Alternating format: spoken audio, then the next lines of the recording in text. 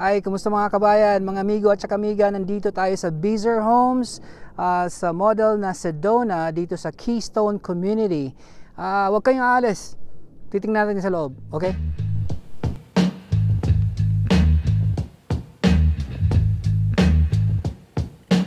Ay, kumusta mga kabayan, mga amigo at saka amiga. Hello kabayan, kung bago ka pa lang sa channel na ito o isa ka sa mga bumabalik na manonood, welcome back. Ako si Merloni, isang Pinoy realtor dito sa Las Vegas. Dito sa channel natin, iniikutan natin ang mga bagong bahay sa mga bagong komunidad mula sa mga sikat na builders dito sa Vegas at Henderson. Kung balak mong lumipat, magbenta o mag-invest sa bahay dito sa Las Vegas, panoorin mo ang mga videos ko and I hope makakatulong ito sa iyo. At kung gusto mong updated sa mga bagong tours at tips, huwag kalimutang mag-subscribe. Tara, samahan mo ako sa tour natin ngayon. Mga amigo at saka amiga, mga kabayan, kumusta kayo dyan? Nandito tayo sa Beazer Homes. Ito yung model na Sedona. It has 2254 square feet. Ang maganda dito is kasama na yung solar. And then, some of the appliances are also included, yung fridge at saka washer and dryer. Pero depende yan sa builder dito.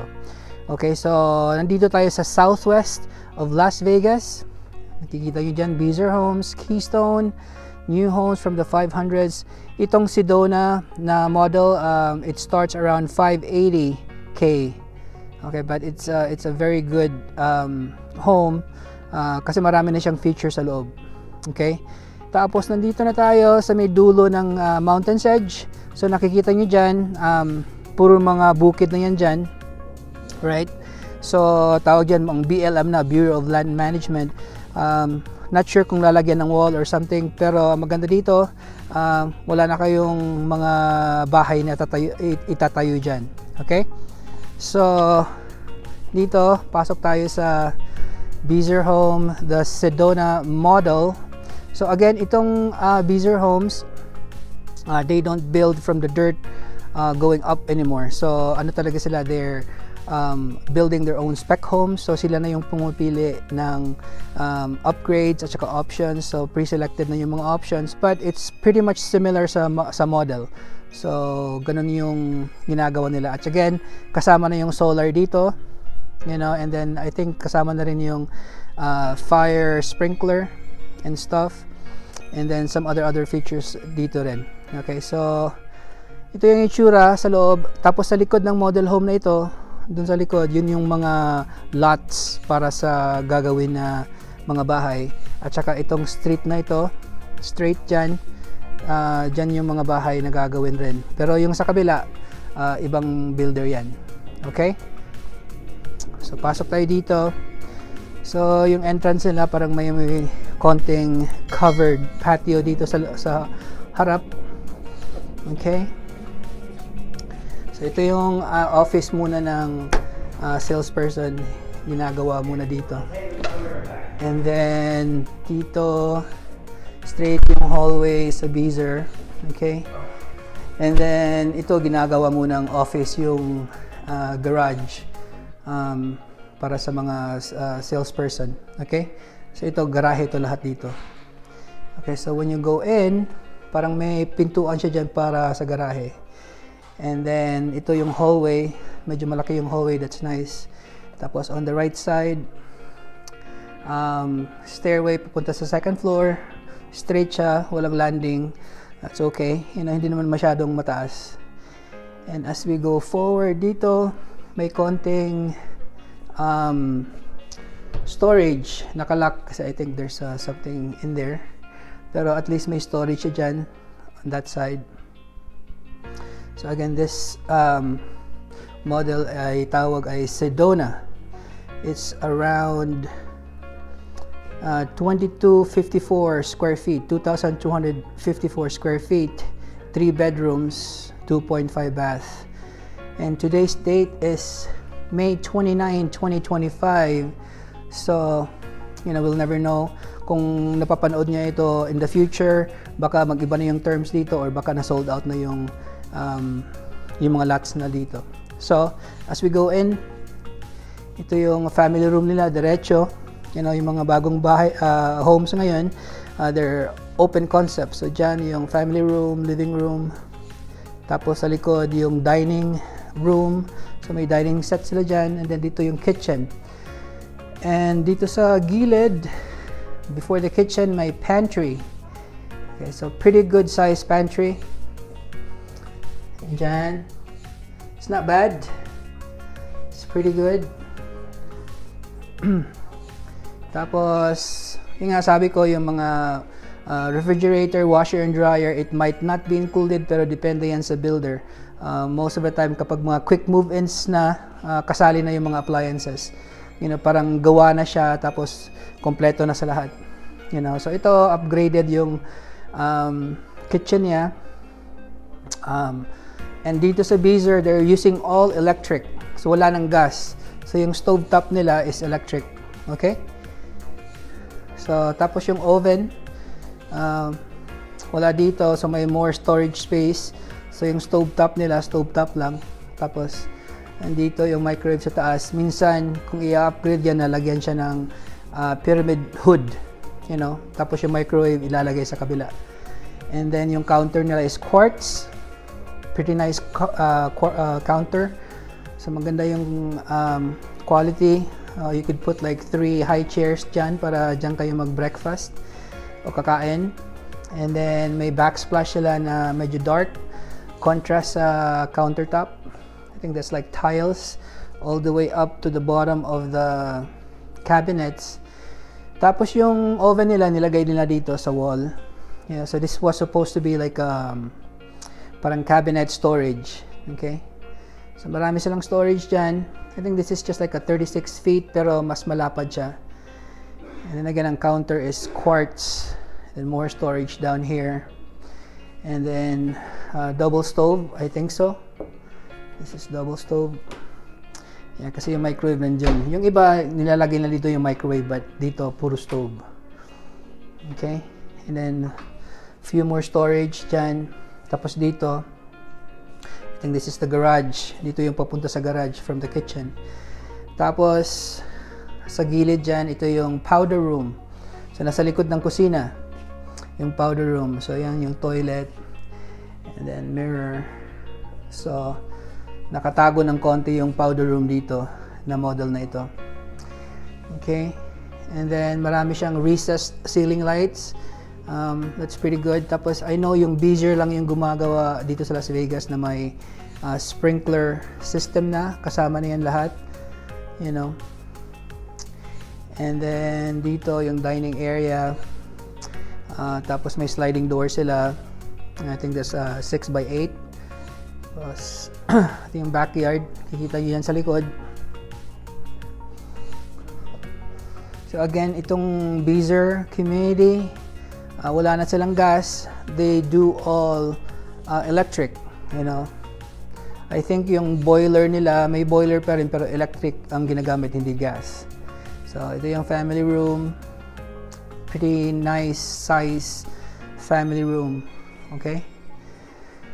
So dyan, and then may ceiling fan sila, walang light. Ginagamit lang nila yung recessed lights. Of course, yung mga bagong bahay ngayon, puro na mga LED light. Okay? So yan. And then, papunta tayo sa taas. At saka reminder lang mga kabayan. So, pag bumibisita kayo ng mga new builds dito sa Las Vegas at saka sa Henderson, na make sure dalhin nyo yung realtor nyo, kagaya ko. Kasi yung mga salesperson dito sa mga new builds, of course, their best interest ay sa builder. So, they want to do more profit. So, hindi yung best interest, hindi para sa mga buyer na pumupunta dito. Tapos, you know, kung may representation kayo, gaya ko, you know, I could negotiate with whatever appliances or yung mga prices and stuff para sa inyo. You know, and then, kasi kapag nagsa-sign up kayo dito, tapos wala kayong representation, hindi na kayo pwedeng kumuha ng realtor. Unless, you know, wala talaga yung realtor tapos tatawag lang. There are some instances na ganun, pero mas maganda na alam ng salesperson na may realtor kayo na sumasama dito. Okay, so yun. So pag akyat natin sa hagdanan, may konting loft dito.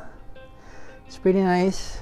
You know, kung may mga maliliit ka na chikiting, pwede itong gawing game room or playroom. Tapos dito sa right side,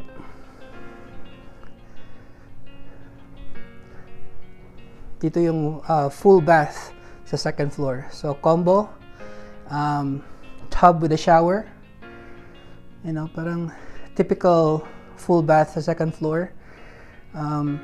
Toilet, pero dito single sink lang. Single sink. So I'm not sure if pwede kang mag-request ng double sink. But it's not bad. Tapos may lights sa taas ng salamin. So walang recessed light dito sa taas. It's okay. Pero may light doon, recessed light sa paliguan. And then as we go straight further dito muna tayo sa straight dito. May maliit na closet, linen closet, towels, mga unan, extra na stuff. Pwede malagay dyan. Tapos dito sa left side, ito yung first bedroom. Okay? So, maganda to kapag may mga anak kayo, dito lang. You know, parang, I think that's like a single bed. So, it's pretty good size. And then yung bintana niya nakaharap sa street. And then makikita mo yung view ng bukid dyan sa likod. Very nice. Tapos, may maliit na walk-in closet dito. May pintuan dyan. Pretty good size. You know, kung maliit lang yung anak mo, should be okay. So, nandyan. And then, sa harap naman nito, yung isang bedroom, second bedroom. So, ito ginagawa nilang parang yung sample nila na makikita dito kung anong nasa loob ng bahay. You know. So, it's like an advertisement nila. Tapos, nandito yung cable management. Okay, so yung mga wifi dito ilalagay, yung router, you know, if you like it. So, nandito lahat dito. May outlet na dyan. E, minsan magbibigay na sila ng incentive na modem at saka router para sa inyo. Tapos ito yung sa attic. So, ito yung ginagamit nila na insulation sa taas na para yung heat hindi talaga papasok galing sa ceiling. And ito yung nakalagay nila dyan. Insulation. You know, may konting ano sila exhibit from other builders and Beazer Homes, which is nice. High performance windows, solar heat, so kung mainit, hindi masyadong mainit sa loob. Kung malamig naman sa labas, hindi masyadong malamig sa loob. Tapos ito, I think they're just saying na maganda yung cost sa energy dito with their homes. Okay? Tapos ito yung second room, di ba? Tapos ito yung walk-in closet nila. Diyan. Okay, tapos labas tayo dito. So ito yung loft uli. Okay, yung sa labas ng loft, yung bintana nakaharap sa street. Nice. And then I think you could see the mountains ulit dito. Depende saan yung bahay nyo, pero maganda kasi wala nang bahay na ilalagay dyan, you know. Tapos dito on the left side from the stairs straight sa left side, ito yung laundry, washer and dryer. Tapos I think ito yung furnace nila. I think sa Beazer, okay, usually kasi yung furnace nasa attic yan nilalagay, pero yung Beazer, I think they've been doing this for a couple years na yung furnace nasa loob na, nasa bahay, nasa below the attic, you know, kasi parang yun yata yung magiging code in the future, you know. So yung furnace nila wala sa attic, and I think that's gonna save more energy. Plus the washer and dryer, may shelving. So yan, depending nga sa builder when they have a quick move in kung ibibigay nila yung laundry or hindi, yung washer and dryer. Okay, and then ito I'm not sure bakit may isa pang cable box dyan para ano lang yung sa isa sample. Tapos dito sa right side, big French doors. Pagpasok mo, master bedroom dyan. It's pretty nice, pretty big, nice size. Okay, maganda yung kulay ng paint, para siyang light gray something, hindi talaga siya white dito na side, tapos dito medyo darker na gray, you know. So yan, tapos dito naman walang pintuan yung papuntang master bathroom, but straight dyan yung shower, walk-in shower, so clear transparent glass. Pero dito pagpasok mo sa left kaagad, ito yung walk-in closet nila. Okay, so they've got a good walk-in closet, pretty good size.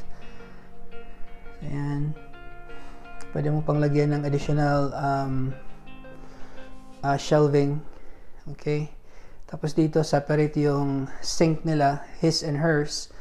So dyan isa, and then yung lights sa taas ng mirror, then meron silang isang recessed light dyan, at saka may yung fire extinguisher, fire sprinkler nandyan. That's gonna be on all Beazer homes. So again, ito yung shower, transparent glass, so may libre kang showing kapag may naliligo dyan, tapos nakahiga ka sa sa bed.